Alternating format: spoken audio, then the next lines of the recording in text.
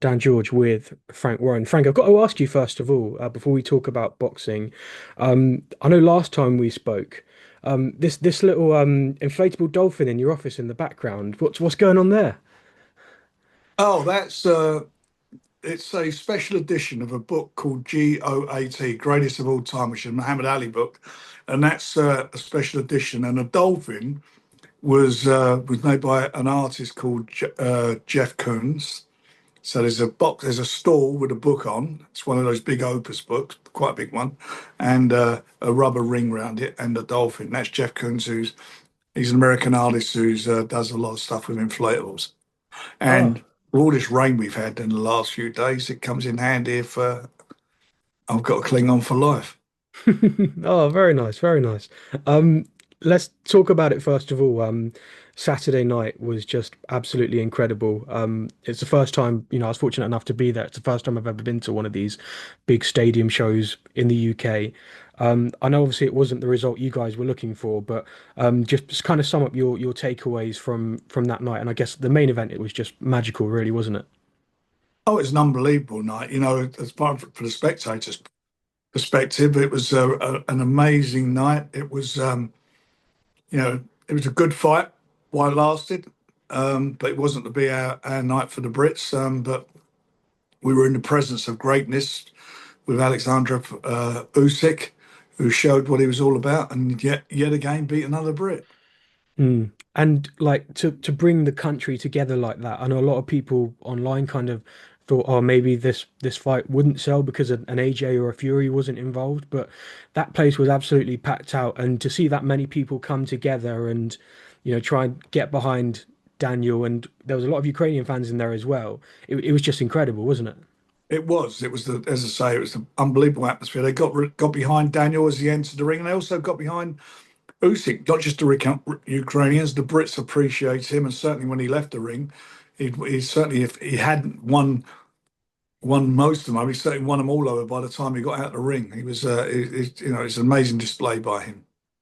For us down in Hampshire, there was one name that was stuck out for us on the undercard, Lewis Edmondson, your guy. It wasn't to be for him in terms of the result, but I mean, first of all, before we talk about it, what was your assessment of watching his performance in there? I thought he'd done well. He came on. The Ukrainian come on later in the latter rounds, but I got to tell you, I didn't think there was anything in the fight. I thought it was a very, very close fight. Mm.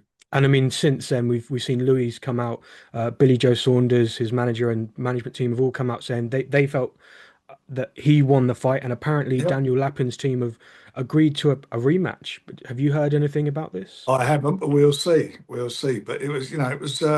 He gave a very good account of himself, and as I say, it was a close fight, they're right what they're saying. A lot of people were split down the middle who won the fight. It was a very close fight.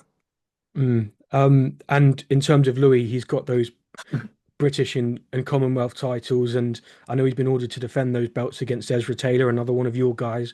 Is that a fight potentially later in the year we could see? Oh yeah, yeah, yeah. Louis, he gives a really good account of himself, and him and Edra will be a cracker of a fight.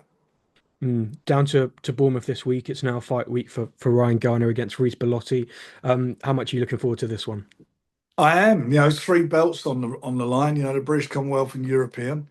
And Ryan's done it the traditional way, and I am looking forward to it. Since Ryan's knuckled down, which is a couple of years now, he's gone from strength to strength. And if he comes through this, he's on the verge of fighting for a world title, in my opinion. Reece Bellotti, good fighter.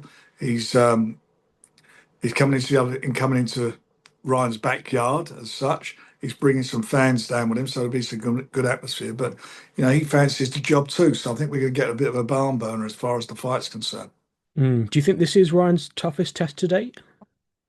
Yeah, I do. I think this is gonna. I think this is. This will be a test for him, and I hope he comes through it. And if he comes through it, as I say, we'll be looking trying to get a title fight on, and we'll be looking to do that at Southampton's ground.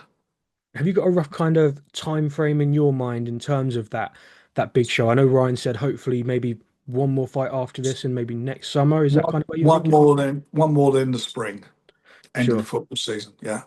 And I mean, what would your thoughts be if he was able to get there and host a big night of boxing at that 30 odd thousand seater venue? plus the pitch. Yes. It'd be yeah, it'd be great. I mean, it'd be fantastic for Southampton, for Ryan. It's his hometown. It's a bit like we did with Fabio Wardley at Ipswich, and it's what we've done with Josh Warrington up in Leeds, their hometown. There's nothing better than being in front of your own and your own seeing their local hero, and hopefully we can get that world title for him down there. But I believe he's capable enough to do it. This is a tough test for him. He comes through this, and then we move on. But he's got to deal with this first on Saturday night. I know last time when you fought for that European title, you unfortunately weren't able to be there. I believe you were ill or something that week. How much are you looking forward to coming down this time and getting a taste of the atmosphere in that Bournemouth International Centre? I'm looking forward to it. I'll be there on Saturday night. I'm really looking forward to it. Everybody said how good it was, and yeah, I can't wait to get down there. It's a good fight card, and we've got some really good local heroes on there. And we got a brilliant fight between Alois Junior and Ellis Soro, which is for the British, which is for a 10-round cruiserweight fight against two excellent fighters. That's going to be something special. It's been some good additions to it, but it was, unfortunate to see Royston Barney Smith have to Yeah. withdraw again. What are your thoughts around it? Was it a knee injury Royston had or something? Yeah, he knocked his kneecap out running, so he's got to let that settle down and get back in it. So hopefully we'll get him out in the next few months, probably September, October. And I've seen that Taylor Bevan's on this bill. He's not one of yours. He's one of Matchroom Eddie Hearn's fighters. Can you tell us a little bit about the process to getting Taylor on? I assume that's all just a product of this newfound relationship between, these two promotional companies, you guys. Well, it is Matchroom versus Queensbury again because of Reece Bellotti's with Matchroom. Yeah, So, that was part of the deal. yeah. So we're delighted. It's good for the fans, isn't it? There's some really, some great fights on there and some great young fighters. Going to be some of the best prospects in the UK. So I'm delighted with that he's on the card. And these South Coast shows, we've seen more and more of them now as the years have gone on. Are you hoping that this is kind of the start of something to bring boxing down more regularly to the South Coast? Yes, I do. I do believe that. And I look at it and think to myself, you know, I look at some of the fighters down there, quality name, good quality fighters who I believe can go on and do some big things in boxing. So, we're committed to it. And as I say, it's going to be a fantastic night. We sold out before we even put it on sale. I mean, that's a bit of it. That shows you what the enthusiasm is for it down there. Mm. Yeah, and just a few more. Mark Chamberlain against Jack Rafferty. That's a brilliant fight, isn't it? That's a cracker. I mean, that is a great, great fight, and it's one again that I'm looking forward to. And with Mark at this stage in his career, it's are we in must-win territory really for Mark? Oh, yeah, if he wants to achieve what I believe he can achieve, these are the fights he's got to win. But he's in with a really, really good fighter.